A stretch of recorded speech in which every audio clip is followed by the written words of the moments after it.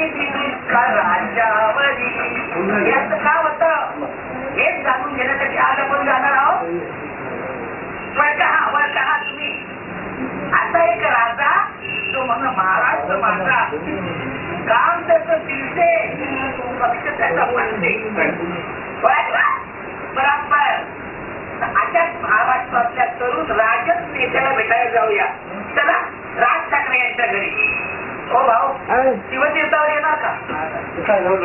नाही म्हणजे आता नाही येत. मग त्याच्यात घेऊन जायचं मला. आज चांगला मराठी शिकवतो.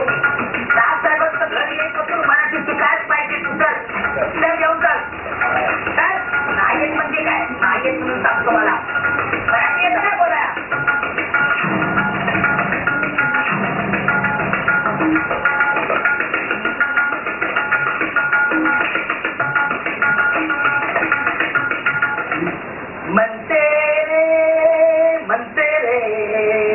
म्हणते नमस्कार साहेब. छान आहे हा. हळूहळू गरम आहे साहेब. आज मी आधी लय गरम झालो होतो. अहो 7 टॅक्सीवाल्यांना विचारलं मी शिवाजी पास केलो, तो नाही बोलले, पळून गेले. पास केला, धरला चांगला आणि चांगलं मराठी शिकवलं. नंतर कळलं होतं मराठीच. साहेब तुमच्या संग थोडं बोलायचं होतं. बोलू काय? म्हणजे असंच विचारायचं होतं काय काय तुम्हाला. तुम्ही पण बाळासाहेबांना काय मेष राशीचे? पण ते मेष असे आहेत कोण साहेब? हा, धडाकेबाज असतात मेष राशीची माणसं. माहित नाही मला. नाही माहिती. तुमच्या राजकारची दांडिया. आता आम्ही दांडिया खेळायला बोलवणार तुम्हाला. आणि तुमचं शिक्षण इथं मुंबईतच झालं? मुंबईतच. कितीपर्यंत? म्हणजे मी नॉन मॅट्रिक आहे म्हणून मॅट्रिक झालो. अच्छा. आणि ते ग्रॅज्युएशनचं काय म्हणतात ते? ग्रॅज्युएशन नाही कम्प्लीट केलं. त्या बाबतीत तुमचं कसं? आणि काय छंद होते लहानपणी तुम्हाला? संगीत आता काय? कारण तुमच्या बाबांकडनं काय वारसा? तसं काय आलं नाही मला. त्यांनी प्रयत्न खूप केले पण ते काही जमलं नाही. म्हणजे बाळासाहेबांनी माझा राग वेगळा निघाला. तुमचा असा राग होता, असा नसता. पण म्हणजे कलेमध्ये तुम्हाला इंटरेस्ट होता? कला इंटरेस्ट म्हणजे आता बी तुमचे नाटक सिनेमातले लय मित्र आहेत. मग तुम्ही का नाही हिरो बिरो झाला? तुम्ही तर दिसायला पण छान आहे. माझं काम नाही.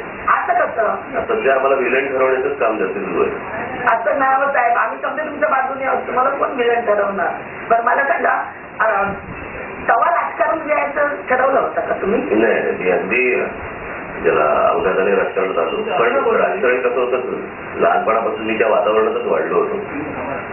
मी 89 साली शिवसेना पक्षातल्या विद्यार्थी संघटनेचा अध्यक्ष झालो. पण अगोदरपासूनच मी तसा राजकारणाशी संबंधित होतच नाही. पण प्रत्यक्ष नव्हतो. पण 89 साली प्रत्यक्ष सुरू झालं. आता मला 20 वर्ष झाली त्या गोष्टीला राजकारणामध्ये. पण म्हणजे खरं सांगायचं तर साहेब तुम्ही भावभाव दुरवल्याचं आम्हा मराठी माणसांना लय वाईट वाटलं. ते आवडलं नाही आम्हाला. ते कोणाचं कसं पुढच्या गोष्टी हातात नसतात ना. नाही म्हणजे तेच मला म्हणायचं आहे का तुम्ही इतके वर्ष शिवसेनेत आहात, बाळासाहेबांना तुम्ही जेव्हा मानता, तर आम्हाला एवढा त्रास झाला तो तुम्हाला किती असणार झाले असेल? काय झालं तुमचं? तुमचंच आम्हाला बाळासाहेब दिसतात. तर ही तुमची स्टाईल नकळत झालेलं आहे का काय त्याच्यासाठी जाणून म्हणून काय केलं? ते आपण एक गोष्ट बघितली पाहिजे. शेवटी एक इन्फ्लुएन्स नावाचा भाग असतो. मी जर समजा इतर कोणासारखा तरी बोलत असतो किंवा काही करत असतो तर तुम्ही त्याला कॉपी म्हणू शकता. कॉपी नाही आम्ही त्याला म्हणतो. अनेक लोक बोलतात, ते सोडून द्या. पण शेवटी इन्फ्लुएन्सचा भाग असतो. बरं, आता लहानपणापासून मी बाळासाहेबांबरोबर वाढलो. अनेक सगळ्या सभांना गेलो. म्हणजे ज्यावेळेला 12 वर्षानंतर भिवंडीमध्ये शिवजयंती साजरी झाली त्यावेळेला पण बाळासाहेबांबरोबर मीच होतो. अनेक अशा कॉन्ट्रोवर्शियल सभा होत्या. बरं का, आम्ही पनवेलवरनं आम्ही येत असताना आमच्या गाड्यांवरती दगडफेक झाली होती. हे सगळं लहानपणापासून सगळ्या गोष्टी बघत असताना एक प्रकारचा तो इन्फ्लुएन्स क्रिएट होतो. आणि दुसरी गोष्ट म्हणजे काही गोष्टी जेनेटिक असतात. म्हणजे माझ्या बाळासाहेबांना पूर्वी लोक म्हणायचे की अगदी तरुणकारांसारखे बोलतात, बरं का. तो हा एक जेनेटिक भाग असतो, त्याला तुम्ही काही नाही करू शकत. पण तुम्ही आता मराठी माणसांसाठी हा जो मुद्दा उचललेला आहे. आता नाही, मी पूर्वीपासून तेच बोलतो. नाही, मनसेची स्थापना झाल्यानंतर नाही बरोबर, पण मी शिवसेनेमध्ये असताना देखील ही याच गोष्टी बोलतो. मला हेच विचारायचंय, 40 वर्ष शिवसेनेकडे मराठीचा मुद्दा होता आणि तरी तो संपलेला नाहीये, कारण तुम्हाला तो मुद्दा परत उचलायला लागलाय. त्याचं काय कारण? तुम्हीच बघा ना, मी काय सांगायचं, 42 वर्षामध्ये जर समजा महाराष्ट्रातल्या दुकानाच्या पाट्या मराठीत होत नसतील तर अजून काय बोलायचं. अगदी साधी गोष्ट आहे, आणि जी गोष्ट आहे ती कायद्याची गोष्ट आहे. मी काय माझा कायदा नवीन आणला नाही. त्याच्यामुळे कसं होतं की हे सगळ्या गोष्टी ज्यावेळेला शिवसेना भाजपाचं सरकार ज्यावेळेला आलं तेव्हा नाही करण्यासारख्या सगळ्या गोष्टी होत्या, नाही झाल्या. आणि म्हणून मी माझ्या 3 मेच्या माझ्या सभेमध्ये मी म्हटलं होतं की किती वेळा उभं करायचं आणि किती वेळा खंड बसणार.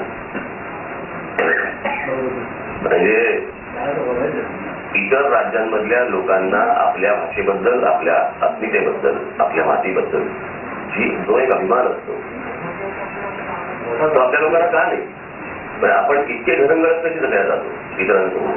तर मी मागे जेव्हा ते रेल्वे भरतीचं जेव्हा आंदोलन झालं, ज्याला आपण भारतीय रेल्वे म्हणतो, त्या भारतीय रेल्वेमध्ये जर समजा फक्त उत्तर प्रदेश आणि बिहार मधली माणसं भरली जाणार असेल तर याला काय आपण नॅशनल इंटिग्रेशन म्हणायचं का?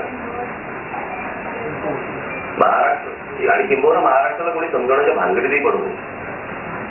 महाराष्ट्राने आतापर्यंत देशाचाच विचार केला. हे सगळे प्रांत आपापल्या प्रांताचा विचार करत आले प्रत्येक वेळेला, आणि जमलंच तरी तर देशाचा विचार केलाय.